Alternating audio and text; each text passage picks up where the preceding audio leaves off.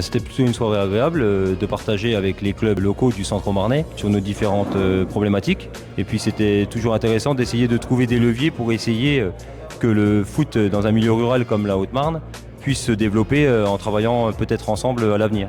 En étant le Chaumont FC club phare du centre au Marnais, c'était important aussi de tisser des liens avec les clubs aux alentours, de rencontrer aussi les présidents qu'on ne connaît pas ou les dirigeants qu'on connaît un peu moins, et puis d'échanger, de passer un moment convivial ensemble pour avancer sur des problématiques du football. Je pense que des réunions comme ça, on devrait en avoir plus souvent, puisque ça permet d'échanger et de construire des choses peut-être ensemble pour que le foot se développe davantage. C'était la troisième des 3 réunions de secteur organisées en 2025 par le district. Troisième étape à Chaumont, au Palestra, dans un superbe cadre, accueilli par l'agglomération de Chaumont. On se rend compte que le taux de participation est encore très fort, quasiment 90% des clubs ont participé. C'est ça depuis plusieurs années, donc un maximum de clubs qui adhèrent au projet, ça c'est hyper important. Et surtout ce soir on est allé loin, je trouve, dans la réflexion, dans l'auto-diagnostic de nos forces, de nos faiblesses et ce qu'on peut mettre en place pour surfer sur les forces du foot au Marnais, parce que le foot au Marnais aujourd'hui a des forces, des faiblesses aussi, mais des forces pour les contrecarrer. On avait un nouveau format cette saison où on voulait démarrer le plus tôt possible les ateliers de groupe et pas seulement les cantonner à la fin.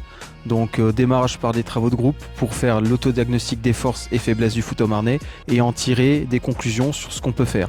En gros, l'objectif c'était de se faire rendre compte, nous tous, club et comité directeur du district, qu'il y a 2 solutions. Soit on se morfond dans nos faiblesses qui existent aujourd'hui dans le foot au Marnais, soit on identifie nos forces et on s'en sert comme d'un tremplin pour essayer d'aller plus loin, continuer à se développer et exister parmi les districts ruraux. Donc ça a été l'objectif, je pense que l'objectif a été rempli, tout le monde repart avec un max de motivation et d'objectifs pour continuer à aller vers l'avant. Et surtout on s'est rendu compte, parce qu'on leur a présenté une comparaison des districts les uns par rapport aux autres, et on se rend compte qu'on peut être fier aujourd'hui de faire partie du foot au Marnais et de voir qu'un district comme la Haute-Marne qui a les moyens d'un district de 8000 licenciés fonctionne comme un district de presque 25 000, 30 000 licenciés.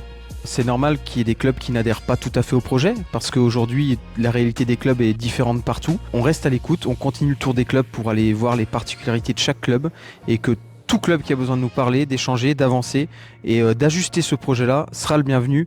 En aucun cas, on laissera quiconque sur le quai.